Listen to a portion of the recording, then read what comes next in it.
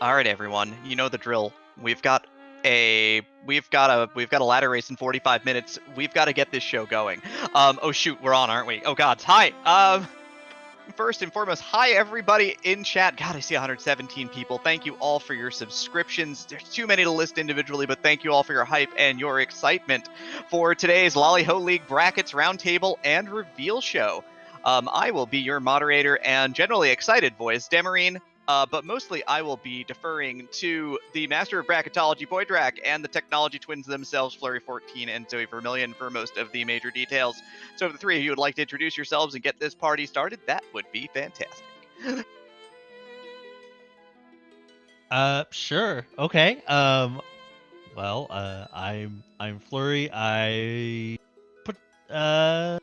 race a lot of free enterprise. Yeah, these flags are going to be incredibly interesting. I can't wait to talk about it with all you. And yeah, don't forget to remind me that we have a ladder race in 45 minutes, because if you give me 6 or 7 hours, I will not shut up about free enterprise. So yeah. Well, I'm Podrag. I've been called the master of bracketology. I just stumbled into that role. Don't mind me. I also play free enterprise, surprisingly, since, well, that's what we're here for. Yeah, let's get the show on the road, shall we? And I'm Zoe Vermillion. I guess I'm a technology twin. Me and Flurry seem to think about the same things all the time, but you may know me better for creating Siren and Tricker, and also being a sleepy cow. Do you know what time it is in Dwarven Standard Time? Why are you in my inn room? It's 2 a.m. for me. Don't time. I'm sleepy. I'm here. I'm happy to be here. But yeah, y'all have a ladder race to get to, and I need to go back to sleep.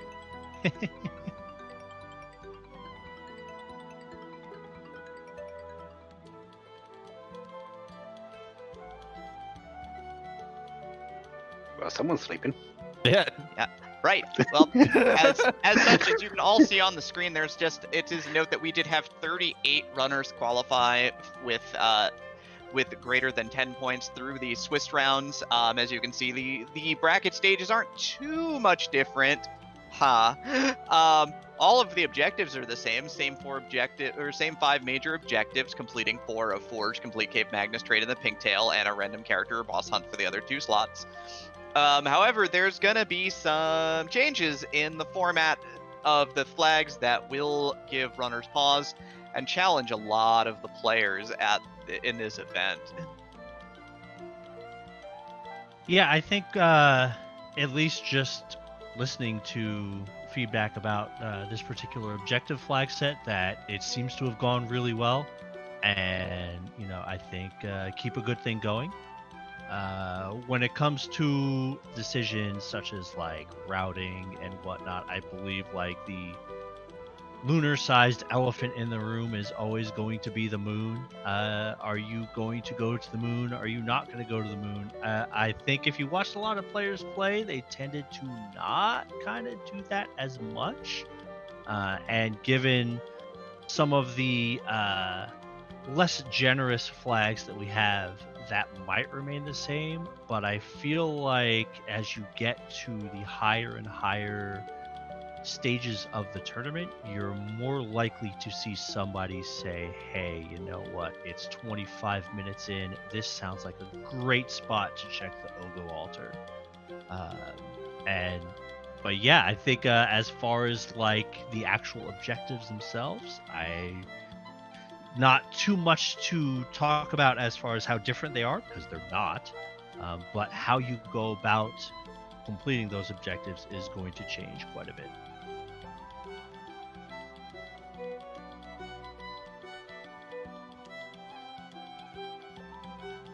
I thought we were going in order. Sorry, I've completely blanked. Just go. Go. It's fine. You can talk. It's cool. Don't worry about it. Echo everything Flurry said. Moon-sized elephant. Obviously, if you've watched any of my races, you know that I'm Team Never Moon. So I'll lose to that 25-minute Ogo altar any day of the week and be happy about it. But yeah, the direction set not changing too terribly much. There is a slight change here in that it is no longer Quest Forge. For the first objective, it is actually is Classic Forge, which all that means is instead of getting an Excalibur when you forge, there's an Excalibur added into the quest rewards. So Cecil, who was a complete powerhouse in the Swiss rounds, maybe less so because it's going to be just ever so slightly harder to get that Excal. It may end up being in a check that you don't necessarily do. So if you do forge, you're just not going to be handed a very nice Holy Sword right away. And in the Swiss round, at least to myself, it was a little bit apparent that there was really two options. Either everything was on the Earth or everything was on the Moon. There was never really a happy medium that I saw. Never. You didn't really get them everywhere. So those two sort of things might continue into this bracket, and it's going to be a little bit interesting if things are on the Moon, and with the changes to a lot of the other flags, how more difficult that is going to be. So if you go there early, there's going to be a bit of a trying time, I guess you could say.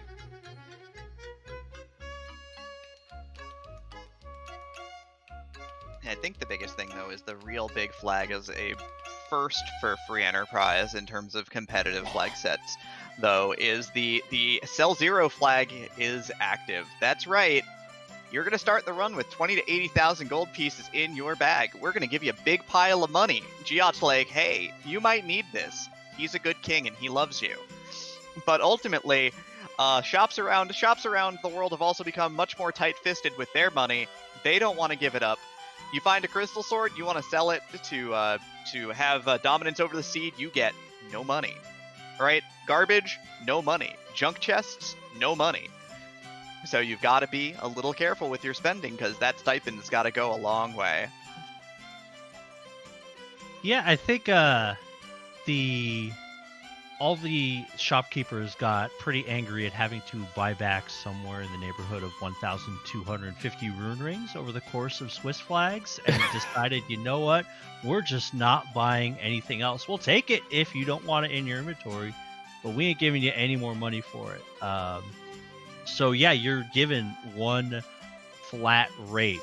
You're given one flat sum of money and the freedom to do whatever you want with it, but the price for that freedom is incredibly steep, and it would be very easy for you to find yourself with no money, and you really need those star veils in the that shop because there's a wyvern. What do I do?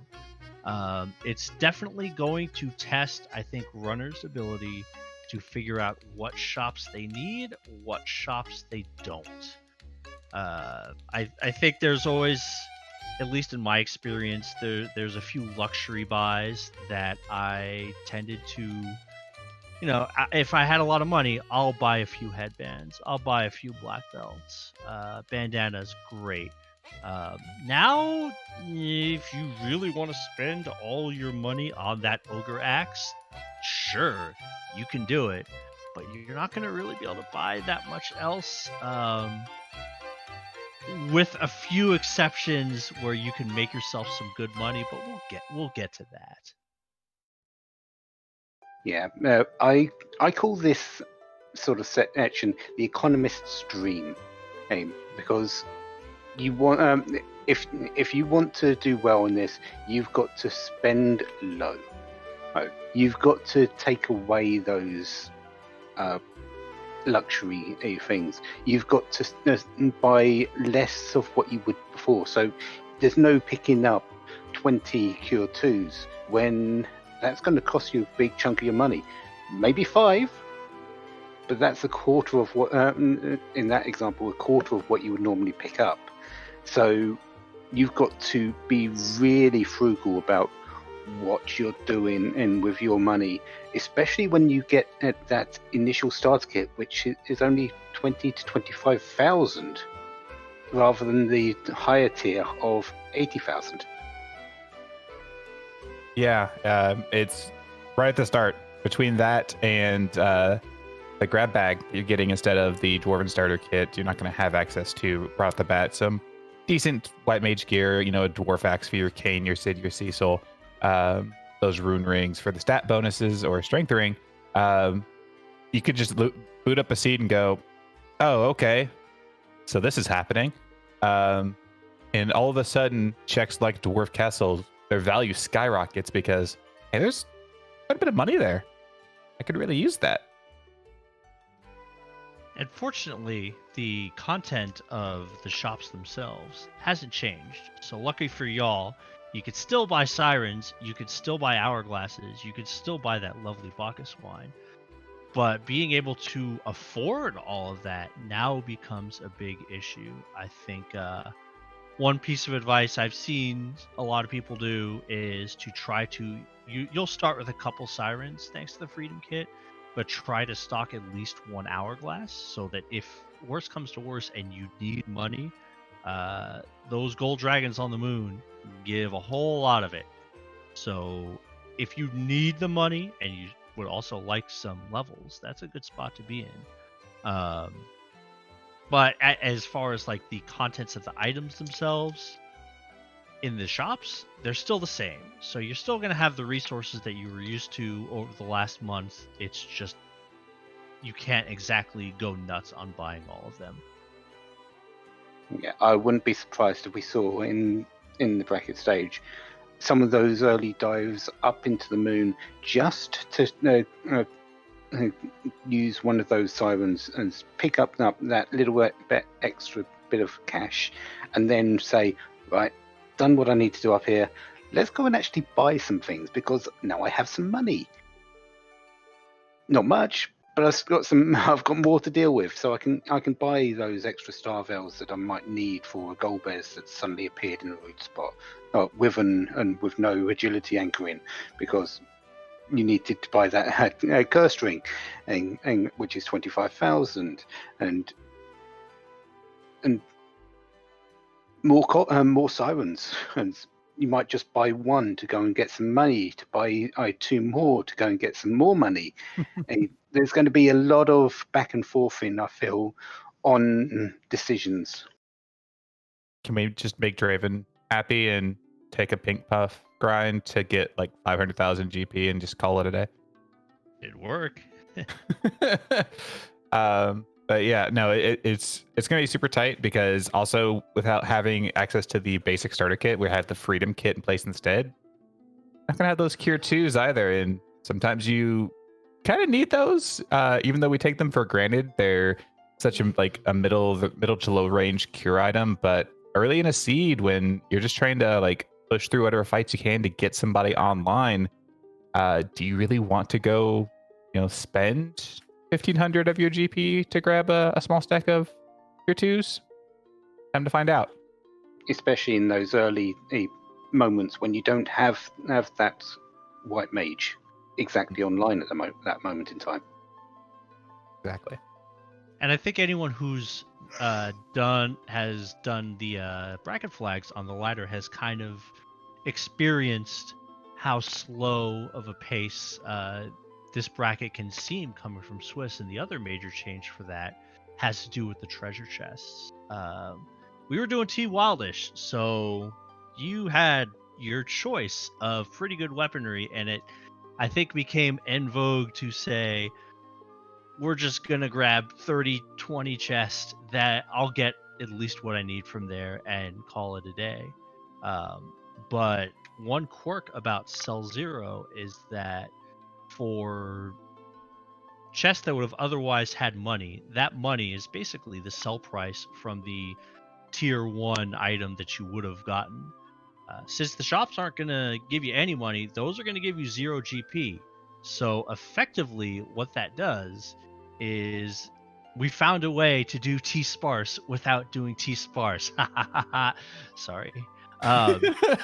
So yeah, the places like Baron Castle and Damsian, don't be surprised if you go in there and you only actually pull like 2 or 3 chests because they all have 0 money in them.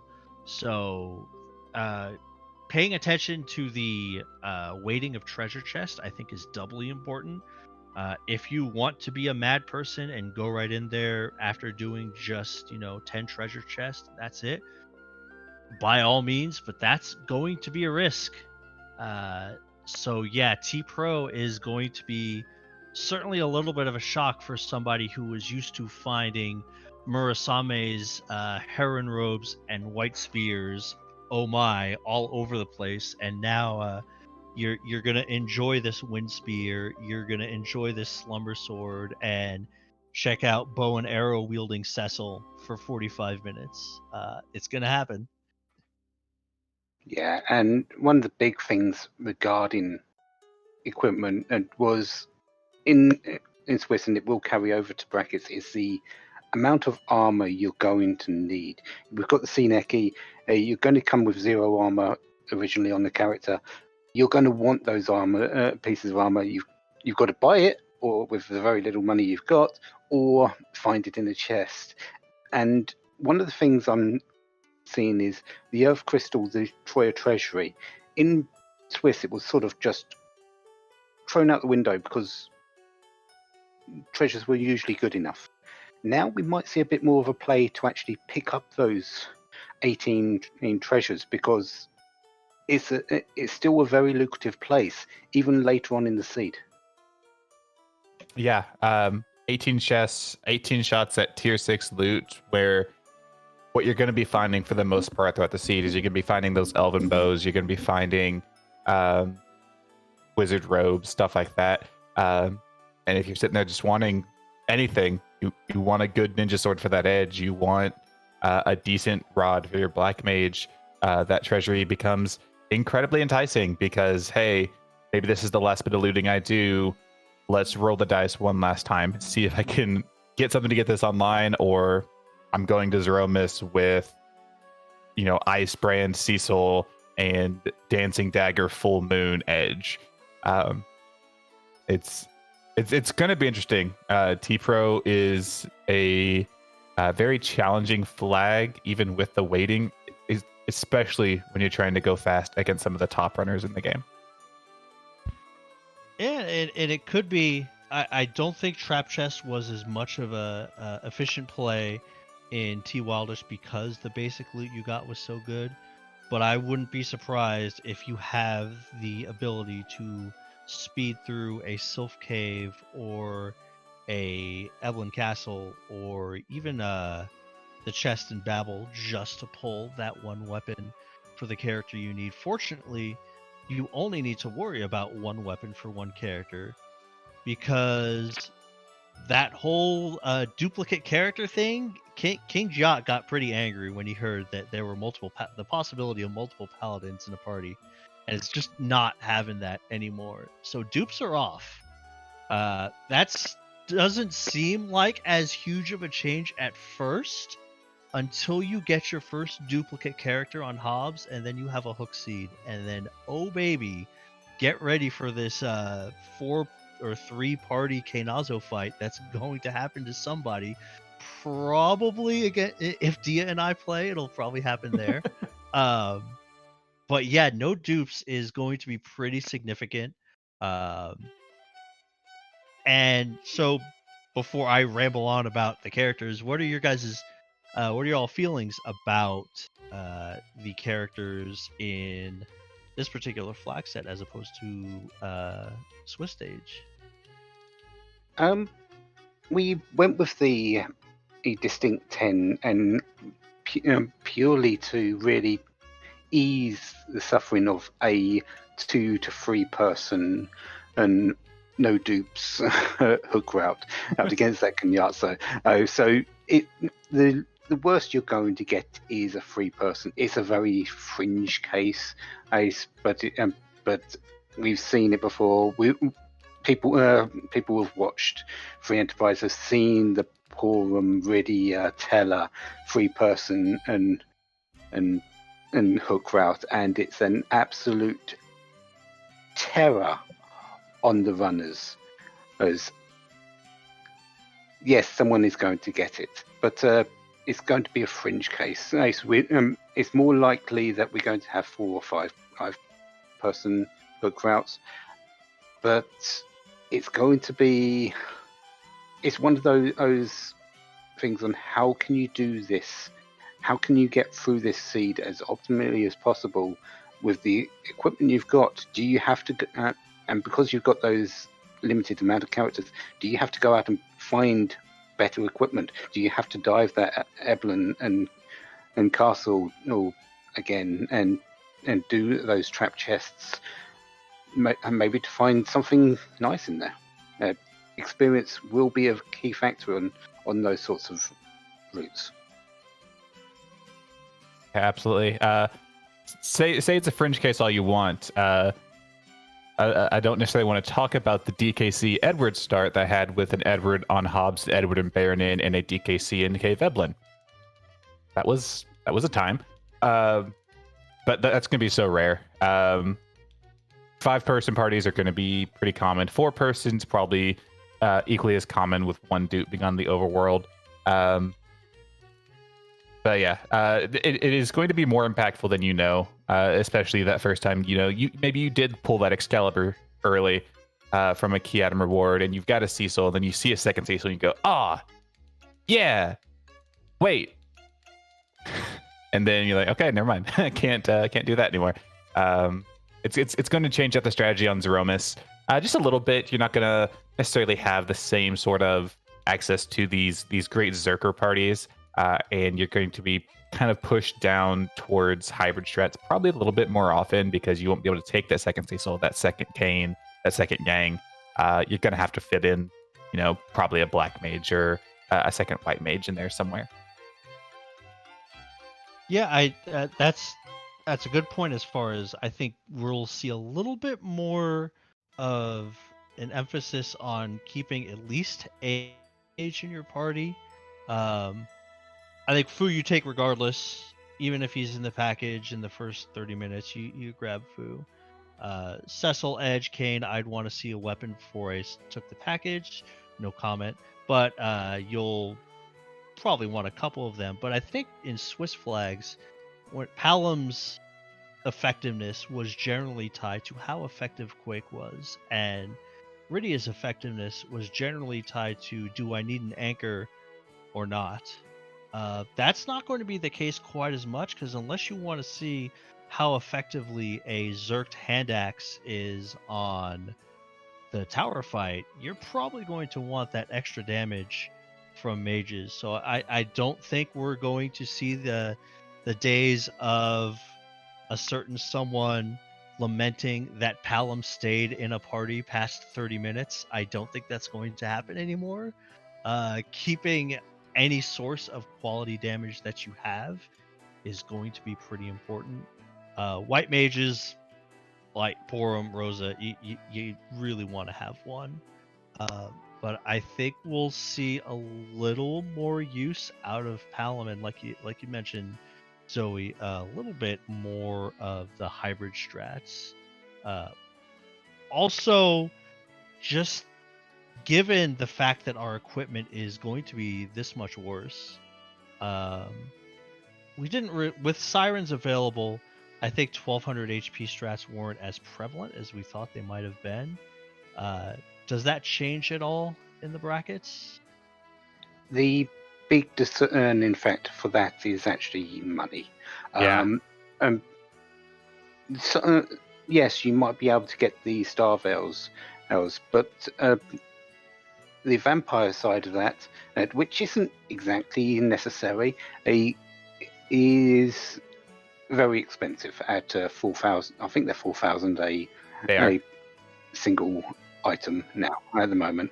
So yes, they can still be done, but they're slower, and you'd have to adjust your thinking to how they can be applied. Like you might not, you might need to buy a few extra Star Veils and actually use those maiden kisses and of things like that to trigger the nukes instead of the vampires, which is going to throw the time in that for that strategy off. but it still is doable. It's just, do you want to spend that little bit of extra time when you could grind if you have that money?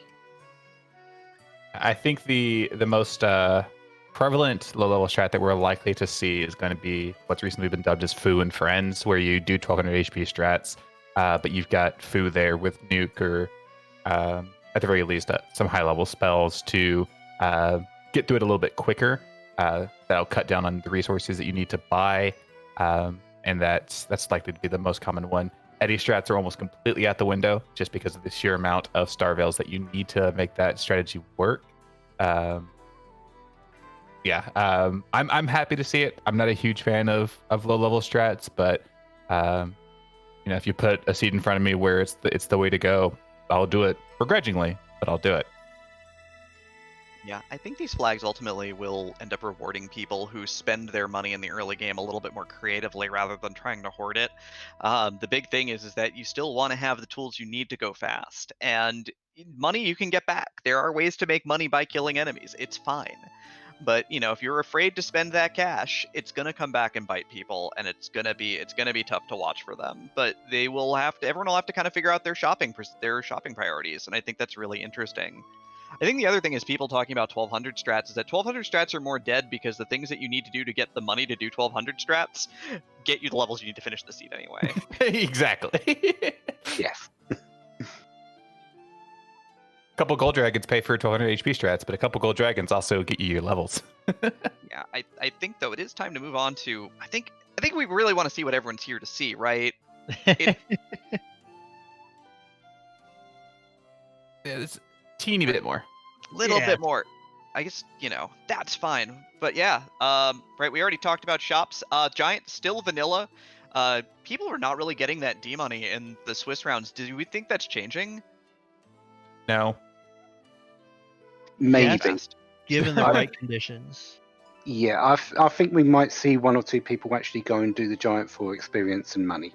And just say, yeah, just do it. Especially if there's a character hunt that you haven't seen already. I feel that, and I've talked with you about this, Demi. By the time that you need your sirens for your grind, you've probably got enough to afford that 6 to 8 that you realistically only need. And so I feel like unless someone wants to go early to get a grind online, just thinking, okay, I don't really want to have to spend the money on sirens later, that is probably the most likely opportunity that we're going to see a D-machine grind.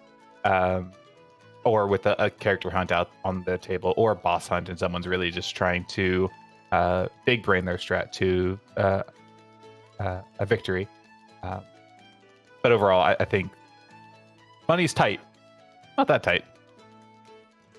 If I had to guess, I'd probably say it's about $120 to check the actual boss that's in the element spot. It would be very tempting if I was given both a Rydia and a Palom to have 2 casters of Nuke within 30 minutes. Yes, I'm spending an extra 10 minutes on the boss. If that, I mean, you'll have quite a bit, and then just obliterate everything in the seed. Just given how it seems like, just watching other people's streams as well in this, where the lack of power overwhelming seems to be such a prevalent theme. Even after you've full cleared Earth, and then you're going back to the moon, and you run across a D-Mist on the Ogo altar, and you're sitting with a middle sword edge or an ogre axe, and now what do you do? So I think the conditions are there to make it possible. I think we'll see it at least once in this tournament. It's certainly not going to be the most prevalent play, given, like was mentioned before, sirens being there. But I think with Zerkers just not being quite as strong, the chance to get 2 Nuke casters on the table is going to be very difficult to pass up. Yeah, it's going to be an early or nothing play, really, more than anything else. Yep, other thing worth noting, Spoon is now out of Edward's hands. It's now just a Spoon. Edge can still dart it, but Spoon is out, so Spoonward for early game, not on the table. Random encounters are on the table, though, so if you do get a really desperate giant moment, you may see people flipping encounters on in Upper Babel, potentially. Just give me that puppet grind. Come on. I mean, LST floor 2 is pretty efficient if you have no other option.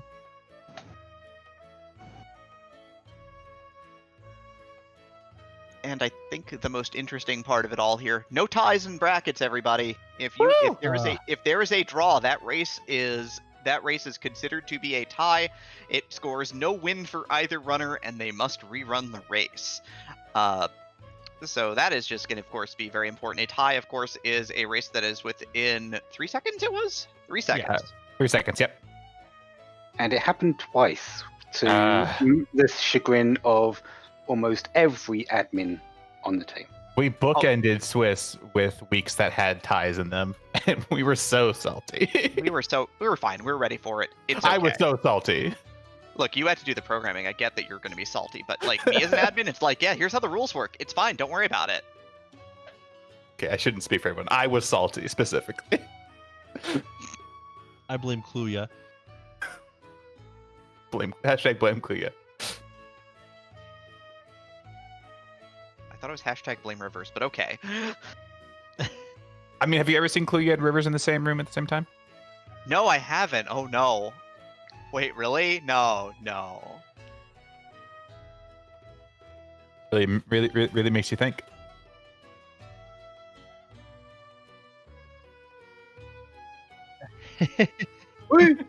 Yep. It is now time for what I think everybody wants, which is more talking. Wait, no, which is the 38 runners, of course, have been drawn into a bracket. We all know who's number 1. Dusty Griff, our only runner who finished 6-0. But if the booth would like to sort of start running through some of these matchups and how excited they are for said matchups, that would be fantastic. I've already placed my grievance to Skylar Kitty on this, that if I have to get through Y2 Sky, if I happen to do that, I then have to 2-0 Dusty Griff.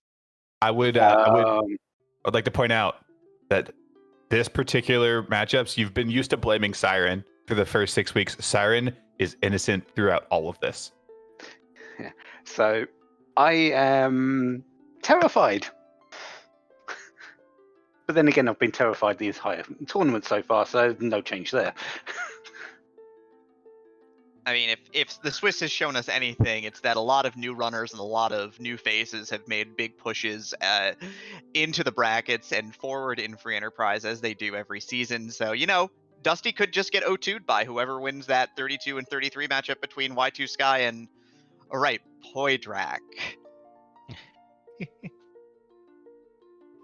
Yeah, there's definitely a lot of really, really good matchups here. Moonblaze Vitasia, I think this is Vitasia's first top 32 in a Free Enterprise event. So really awesome to see that hard work playing off. Moonblaze Wolf made top 32 in ZZ3, in case you forgot. He's also really, really good. Dragus has been a mainstay in this stage of the tournament, is taking on this Zoe person who was absolutely certain that they were not going to make this stage of the tournament. Zoe, what do you have to say for yourself? You're actually here. I don't know how. I didn't think I'd get this far, and now I have to 2-0 Dragus. That's okay. We'll see how that goes. Yeah, Oscred win in having one up on Infinius. That one's one where Oscred was in the brackets of the last tournament, the ZZ3.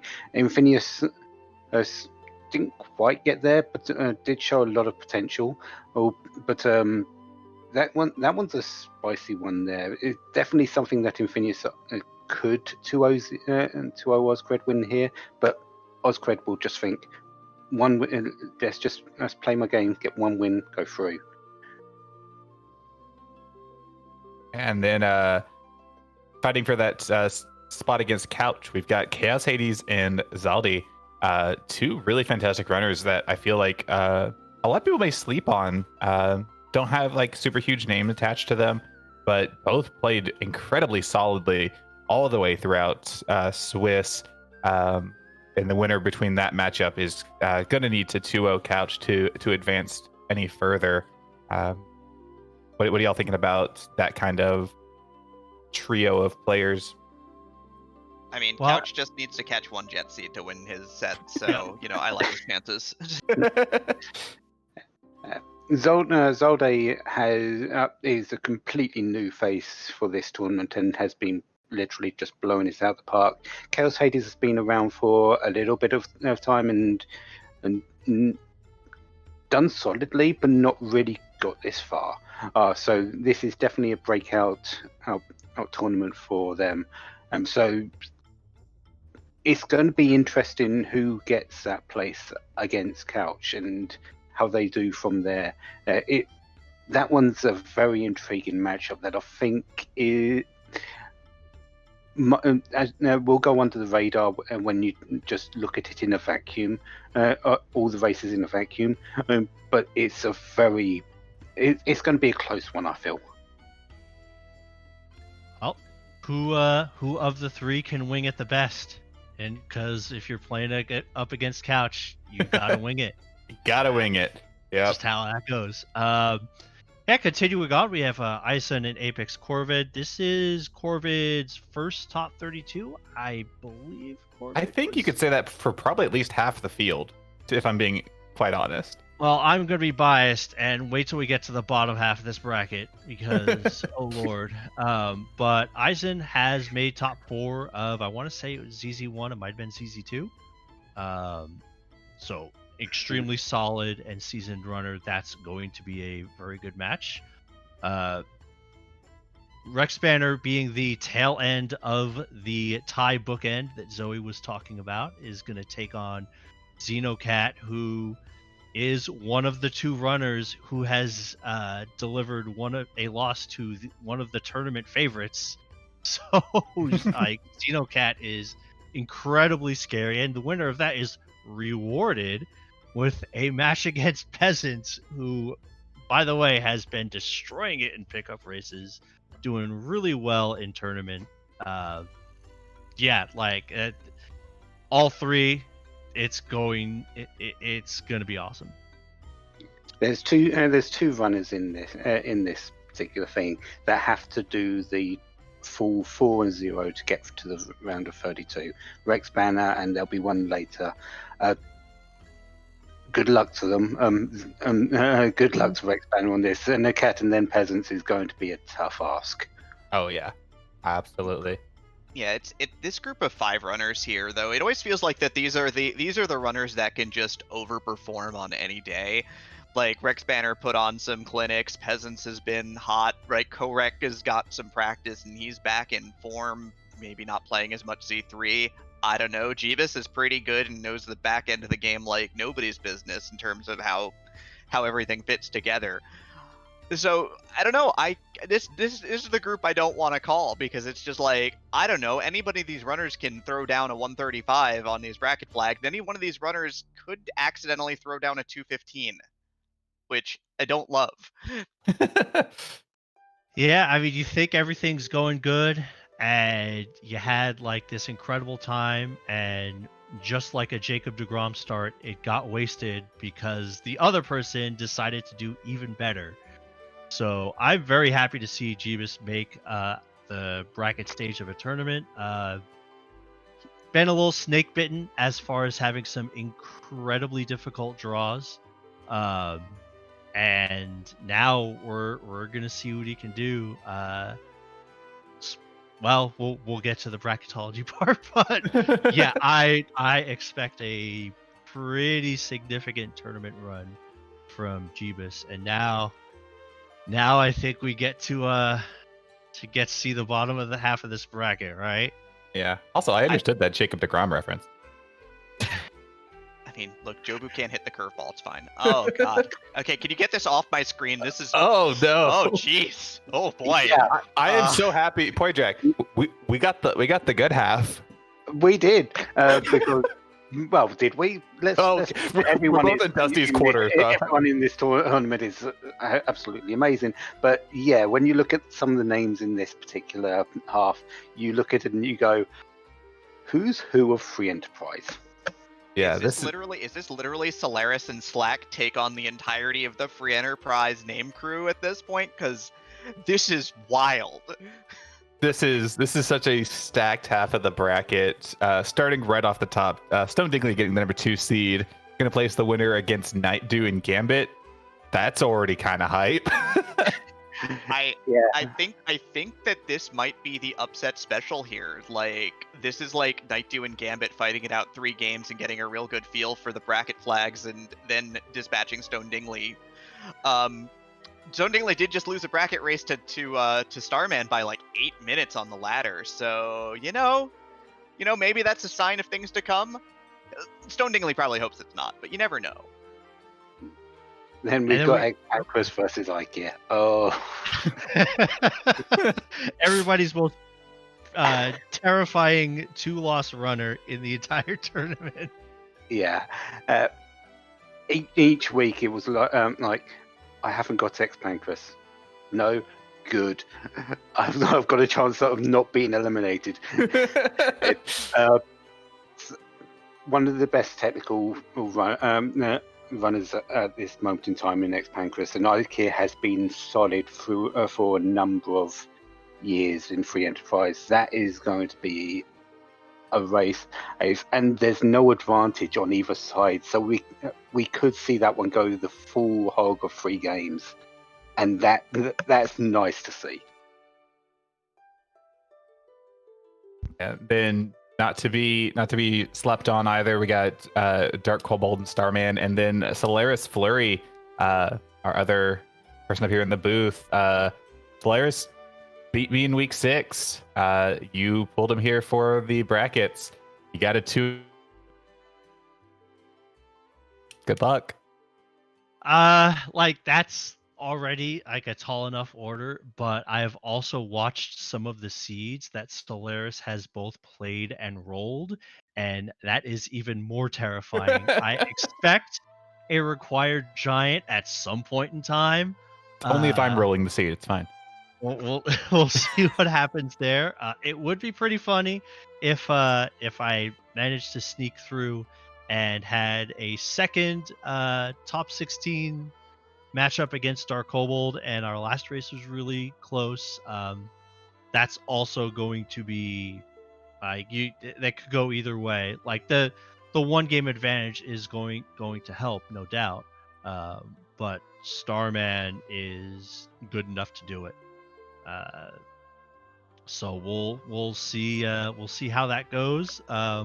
There's not going to be an easy draw, but the bottom half, and especially the bottom quarter of this particular bracket, is going to be a very difficult test for our runners. Yeah, I mean, speaking of difficult tests, Slackaholicus is, I think, new to the community, first event, bracket stage qualifier here. Draws Woobear right off the bat, right, staring down the possibility of Woobear and then having to 2-0 Prof Corey right afterwards. That doesn't seem really nice. I don't know. Don't like that.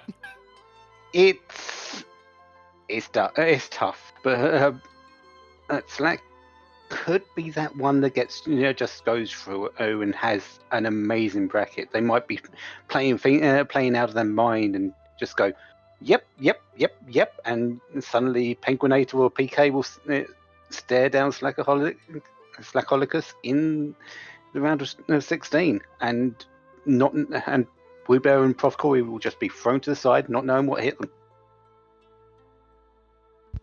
Yeah, I've been catching a lot of Slack playing in the career day tournament, and has been doing really good in that too. So it's pretty impressive to be this deep in multiple randomizer tournaments. Is pretty awesome. And Prof. Corey also kind of had a tough luck run through the draws in ZZ3. So only has to take one and gets rewarded with, if happens to win that one, gets rewarded with the winner of our ZZ3 champ Penguinator versus the supposed Ultimate Godslayer 532867539. But I would have expected an Ultimate Godslayer to have the game advantage. What happened? Penguinator drew. Pesky ties. Penguinator and Eisen, the beginning bookend of that 2 ties we had in Swiss, put him at 14 points. So he drew. It doesn't help that PK ran into a hot as fire Dusty Griff and a possibly hotter Dark Kobold right afterwards. That's very true. You know, like, you start at 4-0, you're feeling real good, you need a win, and you got Dusty Griff. You're like, all right, good. I still at least get a second chance behind it, and then you just get smoked off the planet. That's unfortunate. That's kind of how the brackets go. Yeah, it's I'm gonna go ahead and blame all the Mystic Quest runs for PK not having the advantage here. But that is definitely going to be super hype. Don't blame them. That's PK's own choice, and it was a bad one.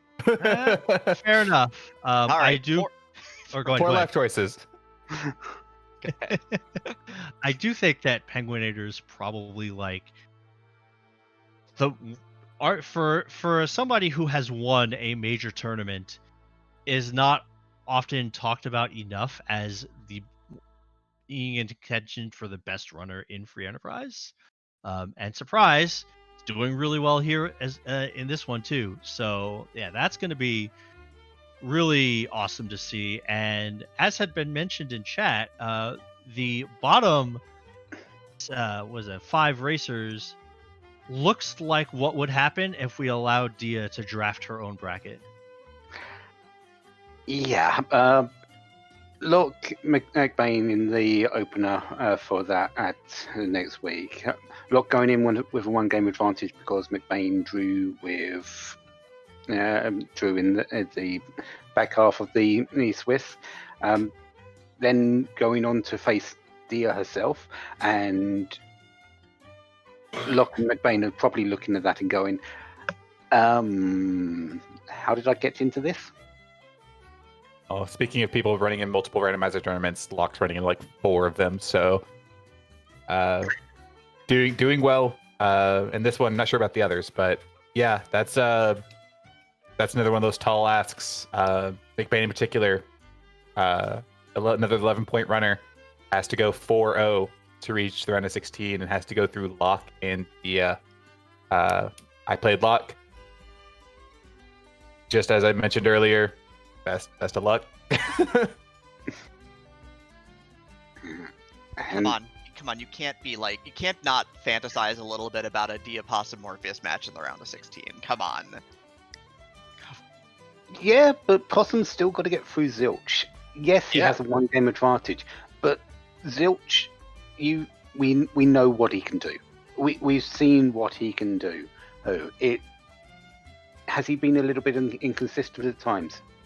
Maybe a little bit, but you don't want to say Possum definitely won't be going into that match and saying this is free. This is the total antithesis of free. Yeah, absolutely. Of all the runners here in the brackets, Penguinator and Zilch are 2 of the ones that I look at, and I look at the fact that they're not 6-0 and go, they got randoed at least once or twice. Obviously, their opponents absolutely earned their wins in Swiss, but both these runners could easily be in that 6-0 slot instead of Dusty. And the fact that they're lower makes this bottom half of this bracket very, very spicy, and I'm going to need the biggest thing of popcorn I can find. Yeah, this Possum Zilch match is, out of all the round of 32 matches, might be the one where you would expect a long tournament run out of either of them. Possum continues to put up really good times after really good times, and like it's hard to beat anybody who is that consistently good, much less 2 out of 3 times.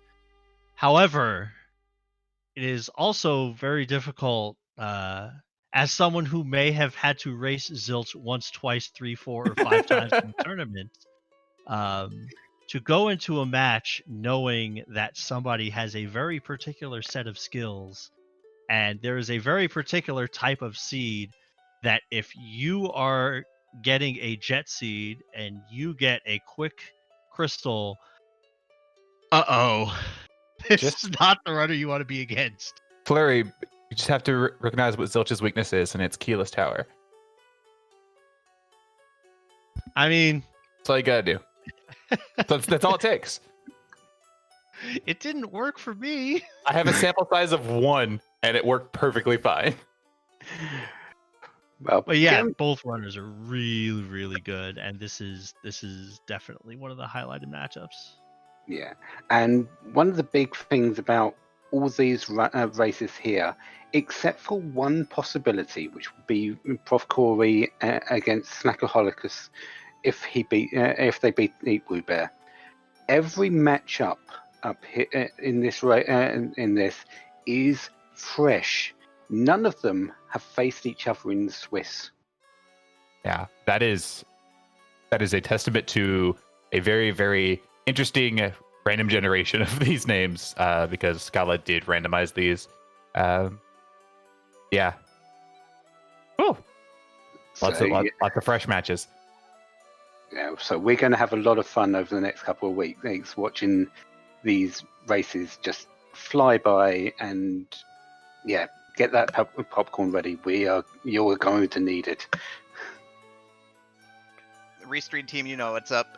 We'll get those races started scheduling soon. We're not going to start till next Tuesday, so we're going to continue enjoying this week off. Brackets will kick off next week, as we said. Ladder got 32 signups even with this running, so dang. Poydrak, I know you have one other thing to talk about right now. Yes, bracketology. The so-called master of things. Anyways, bracketology will be starting up immediately after this broadcast. I will be setting up the announcement, and it will be on the LaliHo announcement and part on the Discord. There will be instructions on what the point system will be like, as well as copies of the bracketology itself, so you can fill it out. You will have until Monday, 6 p.m. Eastern, to get those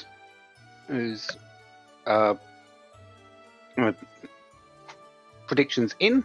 If they come in after that, it will not be counted. So do it as soon as possible, I would suggest. Yep, and that final line there is kind of a me thing. Scheduling for these matches will begin on Sunday. I am far too sleepy to adjust the code to allow scheduling to be done any earlier than that. So just like for Swiss, matches will be on the website on Sunday for you to use Siren to schedule. But feel free to discuss with your opponent, see if you can get those those opening round matches hashed out for our opening round players. And there'll be an announcement in the Discord when scheduling is open. And for Ike here in chat, the round of 32 players, if you're already in the round of 32, you get another week of practice for free. You don't have a match this week, so enjoy the extra week of practice. That'll help a lot for a lot of people, I am sure. Get used to these flags. They are a test. Get another week to practice because I'm a busy admin. Woo! Actually, the luck drew that for me, but I'm happy because I am a busy admin. That's the way I should phrase that. Lucky for some people. Hey, 2 out of 3 ain't bad.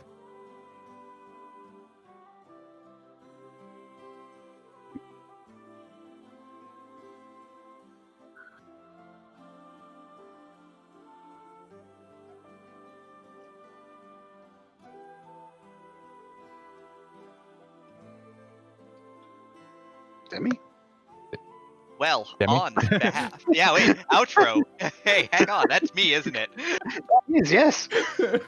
Well, on behalf of the entirety of the head engineers and the workshop team, of course, thank you all for coming out this evening for the bracket flag set discussion and bracket reveal today. Again, I hope that you all start coming out for the races next week and watch a very exciting bracket stage play out, as it always does for Free Enterprise. Of course, I'd like to thank Scala Kitty for handling the restream, and for our three wonderful panelists, Flurry14, Poydrak, and Zoe Vermillion. Thank you all for your time. Thank you all for coming out. 32 ladder racers out there, go find one and watch them run. And let's have a wonderful night and a great finish to another great event, the Lali-Ho League. Lali-Ho, and have a good night. LaliHo.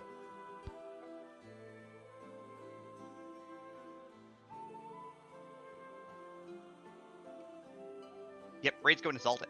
So we're going to go watch him get some practice, kick some butt.